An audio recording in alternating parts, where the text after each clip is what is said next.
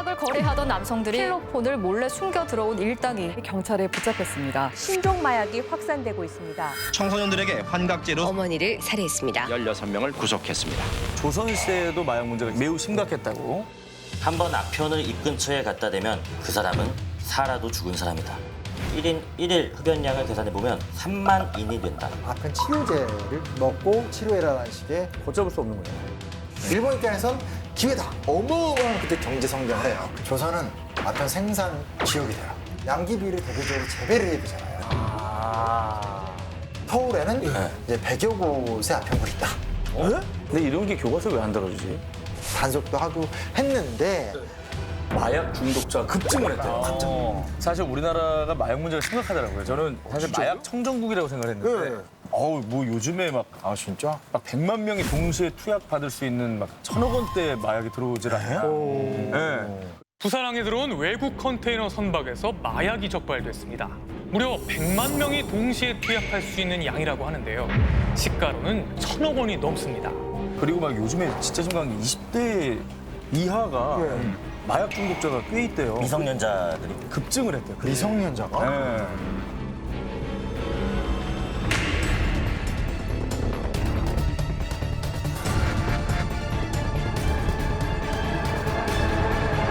그래서 저 그 기사를 보면서 아 우리가 마약하고 무관한 나라가 아니구나. 너무 몰랐구나 이쪽에 대해서. 왜 그러지? 여기서 잠깐 우리가 그 마약의 폐해를 직접 한번 좀 보는 예를 하나 보여드릴게요. 네. 화가에게 마약을 투여한 다음에 이제 환각이 점점 세지면서 그림이 바뀌어가는 걸 이제 보실 거예요. 그 앞에 앉은 의사를 이렇게 스케치를 한 거고요. 이제 지금 평범한 그림. 똑같은 그림을 그리는데 이제는 약간 마약 기운이 마약을 먹고 그릴 때 어떻게 달라지느냐. 기운이 올라서 뭔가 몽환적이다. 뭔가 아까하고는 좀 달라졌죠? 그림이? 그러네. 왜 이러지? 이게 선을 잘 못 긋네. 손 뿌얘지고. 그렇죠. 뿌얘지고 막 이렇게 막 긋고 있잖아. 있는 그대로 그리려고 하고 있지만 이렇게 그려지는 마음대로 안 되는 선이 막 이렇게 가는구나. 그다음에 또 시간이 더 지나고 나면은 이렇게 이건 뭐야? 수상화 아니야? 그러니까. 그러니까 사람이 막 그 정신이 이상해져서 본대로 그린다고 하지만 이렇게 그리는 거죠. 이게 마약- 본대로 그린 거예요, 본대로. 그렇죠. 그대로 그리려고 했는데 이렇게 나온 거야. 그러니까 마약의 위험성을 보여주는 예가 되겠습니다. 무섭다. 쇼킹하다. 근데 우리 마약하면 사실 제일 유명한 게 이제 아편이 많이 유명하잖아요. 아편하면 혹시 뭐 떠오르는 거 없어요? 역사적 사건 중에서? 많죠, 뭐. 아편 전쟁. 아편 전쟁. 일제 강점기 때가 되면 일제에 의해서 조직적인 아편 생산 같은 것들이 이루어지게 되면서 우리나라 내에서 굉장히 심각한 아편 문제가 대두됐다는 겁니다. 이것도 교과서에 안 나오는 거야. 그렇죠. 이런 얘기는 거의 뭐 들어본 적이 없을 거예요. 일제 강점기 폐해 중에 마약을 우리나라에서 재배했다 이런 얘기는 처음 들었어요. 그렇죠, 그렇죠. 요즘 또 신종으로 나온 마약 중에 그 베스솔트라고. 베스솔트? 네, 좀비 마약이라고. 들어는 본 것 같아요. 좀비 마약. 뉴스 같은 데서 그래요? 본것 같은데. 좀비 마약. 그게 이제 좀비 마약이 어떤 그 16가지를 이제 화학 물질을 이제 합쳐가지고 그걸 먹기 시작하면 흡입을 하면은 온도가 상승을 해요. 아, 체온이? 체온이 상승하고 그리고 옷을 벗어요. 더우니까. 그리고 난동을 피우고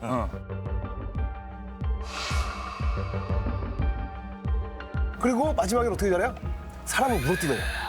진짜 좀비가 되는 거예요. 2012년에 그 마이애미에서 이런 일이 있었어요. 한 남성이 그거를 흡입하고 어디 가가지고 그 노숙자가 있는데 노숙자의 얼굴을 뜯어먹었대요. 어머머머. 아.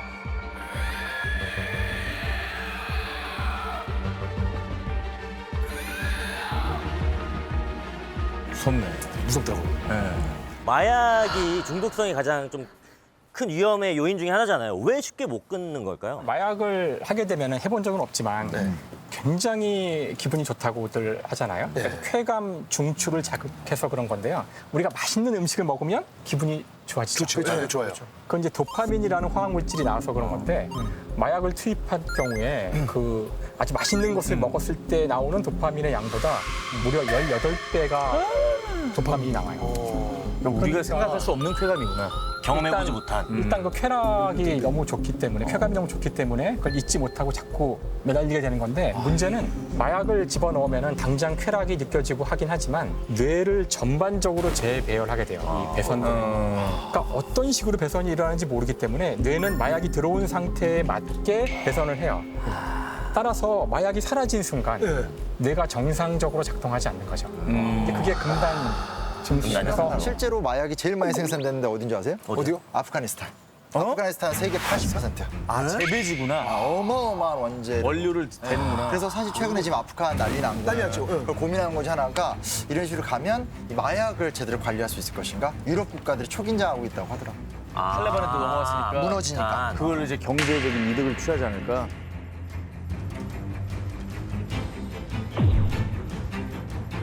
자, 이 마약 중독 문제가 이제 오늘날의 문제뿐만이 아니라 교과서에 나오지 않은 네. 조선 시대에도 마약 문제가 있었다고 합니다.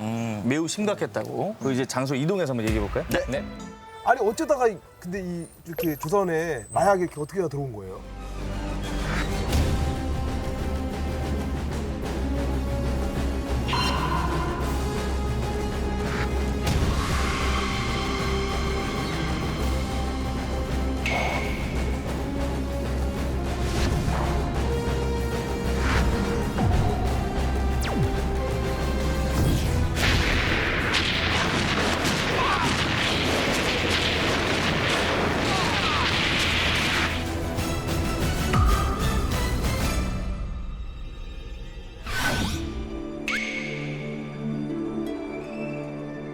자, 여기서 이제 우리가 아편에 대해서 좀 알아보고 싶지 않으세요? 맞아요. 아편이 솔직히 지금 뭔지 머릿속에 그려지지가 않아. 그러는데 아편이란 거는 기본적으로 식물에서 온 거예요.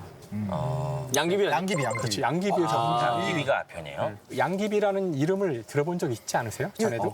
모두 사람 미인 이름 아니에요? 그렇죠. 중국의 4대 미인. 중국의 역사에 나오는 그러니까 당현종이 양귀비라는 사람한테 이제 홀려서 나라를 말아먹었다 하는데 나오는 이제 유명한 인물이죠.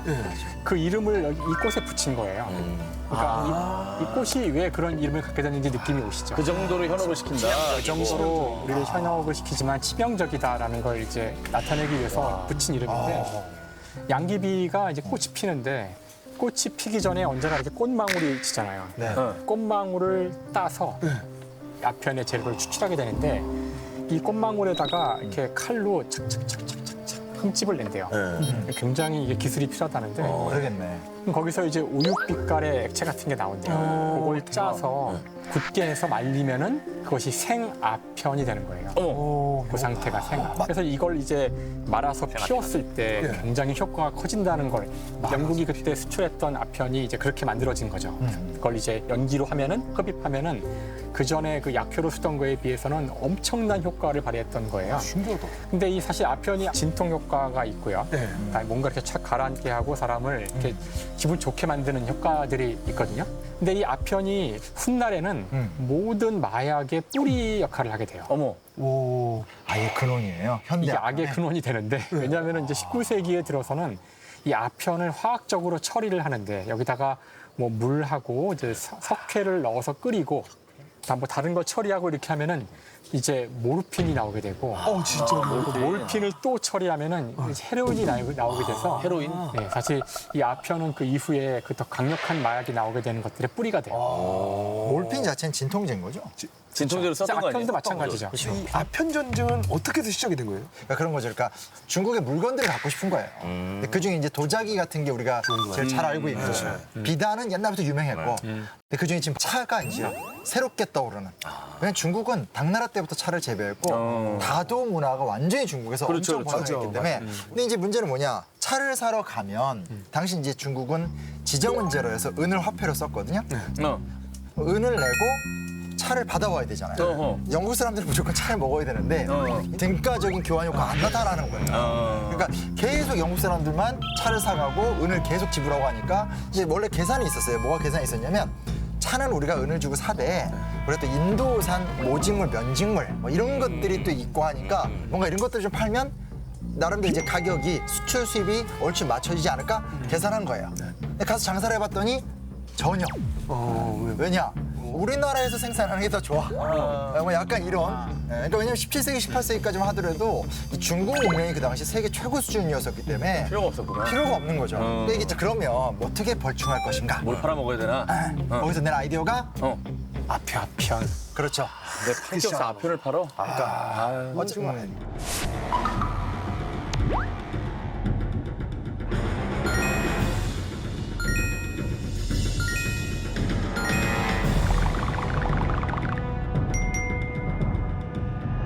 조직적으로 아편을 생산해서 팔자. 이렇게 하는 거예요. 근데 이제 실제로 아편 중독성이 굉장히 심하잖아요. 그래서 이게 계속 이제 중국의 해안가로 이렇게 팔려 들어가고 하면서 중독자들이 나타나기 시작을 하게 되고 100년 정도 지나니까 900톤까지 비약적으로. 못 끊잖아 또. 그렇죠. 근데 이게 이렇게 돼버리면 이제 중국 입장에선 굉장히 심각한 건강 문제도 생기게 되고. 하여튼 이제 이런 식으로 소위 말하는 차로 생기는 무역 적자 현상을 해결하기 위한 수단으로 아편이라는 말도 안 되는 어떤 그런 말도 안 되는 장사를 하게 됐다라는 거예요. 이게 이제 어떤 아편 문제가 생기는 발단이라고 좀 볼 수 있습니다. 그럼 중국 안에서 그 아편이 얼마나 퍼진 거예요? 그러니까 사실 아편이라는 것이 처음 중국에 들어갈 때만 해도 주로 상류층들한테 먼저 들어갔대요. 처음에. 그러니까 상류층에서는 예를 들어서 뭐 환관이라든가 과거 시험을 앞둔 어떤 그 선비들 이런 사람들이 이제 뭔가 불안하고 이럴 때 아편을 먹으면 안정이 되고 이러니까 아편을 피기 시작했던 거예요. 근데 영국에서 이거는 보안이 장사가 되겠다. 그래서 가격을 대폭 낮추고 물량을 늘려서 점점 아편이 들어오게 되는데 이 시기는 중국이 이제 청나라 말기에 들어서면서 굉장히 살기 힘들어지는 시대가 와요. 기아, 그러니까 막 농작물이 흉작이 들고 그런 상황에서도 정부가 제대로 이걸 다 제대로 관리 못하고 이래서 수많은 사람들이 굉장히 고통받던 시대였어요. 근데 아편을 먹으면 굶주림을 잊을 수가 있었어요. 이 괴롭고 이 고통스러운 현실을 잠시라도 피하려는 이제 그런 것 때문에 아편이 널리 퍼졌다 그러더라고요. 참 마음 아픈 그런 이야기죠, 사실은. 먹고 살기 힘드니까 이제. 힘드니까 당연히 할 수 없겠지. 너무 고통스러운데. 청나라 입장에선 그 이후로 상황이 더 안 좋아졌던 게 이제 국내에서는 아편 수요는 계속 늘어나고 늘어나고 있고. 근데 또 이거 무역을 막자니 해안도 넓고 막 계속 뭐가 들어오니까 이거 막을 수가 없는 상황에서 무려 9차례나 그 금령을 내렸대요. 이제 금지령? 아편은 금지령을 내렸대요. 아편 하면 안 된다고. 근데도 막아지지 않고 베이징까지 아편이 이게 또 그럴 거야. 이 당시에 지금 청나라의 상황이 아편으로 되게 좀 약간 좀 맞아요. 위험했었던 망조가 들었네. 네. 이 점점 상황이 심각해지는 가운데 이 문제를 어떻게 해결할 것인가를 두고 사실은 청나라 관료들 사이에서 굉장히 논란이 일어나요. 엄청난 논쟁이 진행되다가 임칙서라는 인물이 나와요. 임칙서? 혹시 옛날에 뭐 혹시 외워본 적 없어요? 들어는 본 것 같은데?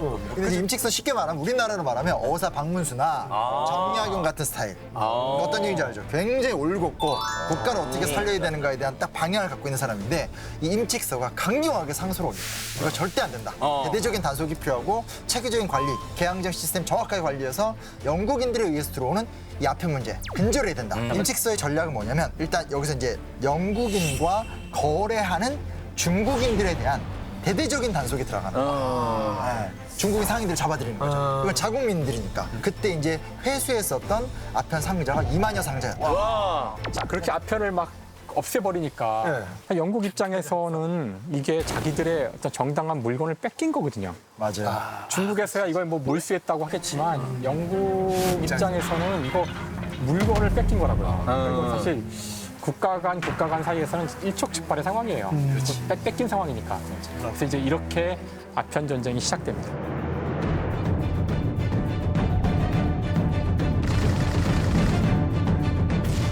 If we attack now, we can take Guangzhou by night.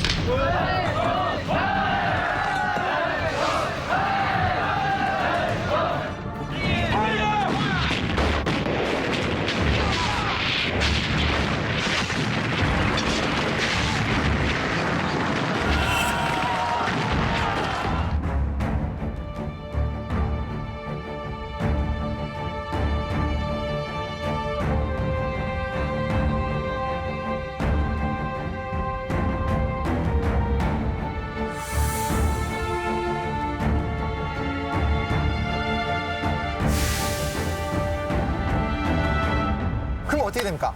아편 무역은 합법화가 되는 거죠. 아편 무역의 합법화. 이제 마음껏 마음껏 하자. 계속 뻗어나간 거예요, 그 아편이. 그렇죠. 정말 끔찍한 소위 말하는 제국주의 시대가 동아시아에 너무 도래한 무섭다, 거죠. 합법화 됐다는 거 아니에요? 그렇죠. 자, 그러면 이제 근처에 있는 우리 조선 입장에서도 불안하기 마찬가지일 거 아니에요? 그렇죠, 바로 옆인데. 얼마나 놀랬겠어요. 그렇지. 그 일들을 만나러 이동해보죠. 아편 전쟁 소식이 조선에까지 전해졌다고 하는데 그 이유는 어떻게 됐나요? 그래서 이 당시 실제로 조선에 그 소식이 전해지고 실록의 기록이 남아 있습니다. 헌종실록 내용입니다. 헌종 6년 3월 25일 중국에 들어온 서양 사람이 사교를 퍼뜨려 인심이 빠져들고 아편을 몰래 가져와 몸과 목숨을 상해하는데 그 해독을 입은 어리석은 백성이 심하면 가산을 탕진하고 생명을 손상하기에 이르러도 뉘우쳐 고칠 줄 모르므로 황제가 진노하여 여러 번 유지를 내려 엄히 금지하였다. 그렇죠, 그렇죠. 천주교가 들어오고 아편이 들어오면서 야, 저 위험하다 이런 생각을 하고 있는 거죠. 그 당시 조선에서는 이 아편이 약간 우리가 지금 뭐 두통약이나 항상 소화제 집에다 상비해두고 가정 상비약으로 먹잖아요. 그런 느낌이었던 것 같아요. 세종실록 시리즈의 그 양귀비에 대한 기록이 있는데 그 내용을 추측해 보면은 이건 약재로 쓰였을 것이라고 우리가 추측해 볼 수 있고 그리고 국가 간에 예물로도 교환을 했을 정도로 굉장히 좀 약간 귀한 식물이었던 것 같아요. 그리고 아편에 대한 기록은 동의보감 그 탕액편에 나와 있는데 이 양귀비를 칼로 이렇게 해가지고 나온 진액을 10살 동안 이렇게 말리면은 이게 약효가 있는데 근데 거기에서도 근데 이 약은 성질이 급하니까 많이 사용해서는 안 된다. 역시 동의보감. 라고 약간 경고를 또 하고 있다. 근데 실제 동의보감은 그 처방을 세게 하는 편이라고 의학자들이 평가를 해요. 근데 그런 동의보감에 애서조차도 살려서 이 얘기하는 건 굉장히 신중하게 다뤄야 되는 약물이에요. 약효는 분명히 있긴 하지만 우리가 위험하니까 많이 쓰면 안 된다. 자, 이제 문제가 생깁니다. 무슨 문제가 생기냐면 우리는 어찌됐건 내향적인 국가로 존재했었던 건 사실이잖아요. 근데 이제 우리도 결국 이제 개항을 하게 되잖아요. 그러면서 이제 조계지 같은 게 만들어지게 돼요. 그러니까 이제 조계지라는 게 사실 그런 거잖아요. 그러니까 이제 그 어떤 그 외국인들이 모여 사는 일종의 치해법권이죠. 그래서 땅은 우리 땅인데 우리의 법률이 미치지 정해지지 않잖아요. 않는다. 그러니까 현무 씨네 집인데 화장실은 종민 씨 거. 그래서 마음대로 써도 뭐라고 못하는 조계지. 내 땅인데도. 그렇죠, 그렇죠. 근데 그 조계지에 많은 상인들이 몰려들게 되고 자연스럽게 이 아편도 따라 들어오게 돼요. 사실 이걸 예상을 했어요. 우리가 못 막았구나. 못 막았어요. 근데 예상을 했어요. 그래서 강화도 조약을 맺을 때도 이게 염려가 돼서 이런 것들에 대한 대응 체계가 분명히 있어야 된다라는 것들이 논의 과정이 나왔었고 특히 이제 조청상면 수립 무역장정 같은 그러니까 청나라와의 외교 관계를 새롭게 정립하는 과정에서는 이 부분을 아예 이렇게 조약으로 삽입까지 했대요. 근데 문제는 뭐냐면 이제 국력 자체가 얼만큼 강하냐 제대로 국가를 운영하느냐의 문제인데 이때가 전혀 그런 때가 아니잖아요. 그러다 보니까 그렇게 들어가긴 했음에도 불구하고 막상 이제 조계지를 중심으로 또 이제 외국의 상인 들을 중심으로 아편이 쫙쫙 퍼져나가기 시작하는 거예요. 근데 이게 실제로 개항기 초 보면 뭐 한 3만여 명 정도가 걸리기 시작했다라든지 혹은 한성, 그러니까 오늘날로 말하면 이제 한양, 서울 안에는 뭐 40여 개의 이제 그런 아편 피는 거래소가 원래는 이 아편 흡연에 대한 형량이 징역 12년 이하 정도였는데 1894년에는 징역 15년으로 이렇게 늘릴 정도로 좀 더 위험성이 심각함을 좀 이제 알아가는 단계였던 것 같아요.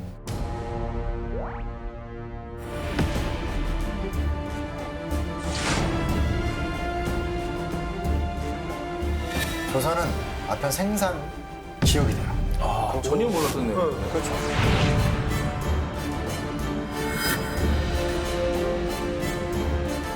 사실 일제강점기 때 1차 세계대전이나 혹은 그 이후에 이제 뭐 중일전쟁 같은 전쟁과 관련이 깊어요. 1차 세계대전이 터지면서 일본 입장에서 굉장히 유리한 세계 상황이 만들어진 거예요. 다른 서양 열강 선진국가들끼리 막 전쟁하니까 일본 입장에선 기회다. 제품을 막 생산해서 전쟁하는 나라에 팔면 되잖아요. 근데 그 상황을 딱 보니까 야 이게 생산할 거리가 되게 많은데 그 중에 하나가 부상자 치료, 뭐 수술, 의학적인 부분에서 뭐가 필요할까요? 몰핀? 그렇죠. 사실 이제 전쟁 과정 속에서 모르핀이 대량으로 필요할 수밖에 없잖아요. 이제 모르핀 생산 쪽으로 국가 정책이 아예 방향이 가요. 그럼 이제 일단은 양귀비를 대대적으로 재배를 해야 되잖아요. 그러니까 지역을 찾아보니까 충청도 그리고 경기도, 강원도 이 일대가 아주 생산하기 좋다라는. 더욱더 안타까운 거는 그러니까 전쟁 때 그렇게 우리가 아편 재배지가 되잖아요. 몰핀 생산 공장이 들어서고 자 전쟁이 끝나면 어떻게 됐을까? 전쟁이 끝나는 순간 쌓아놓고 만들어놓고 돌아가던 공장에서 만드는 그 많은 몰핀들이 갑자기 갈등이 사라진 거잖아요. 그러자 이것들이 이제 국내로 풀리기 시작해요.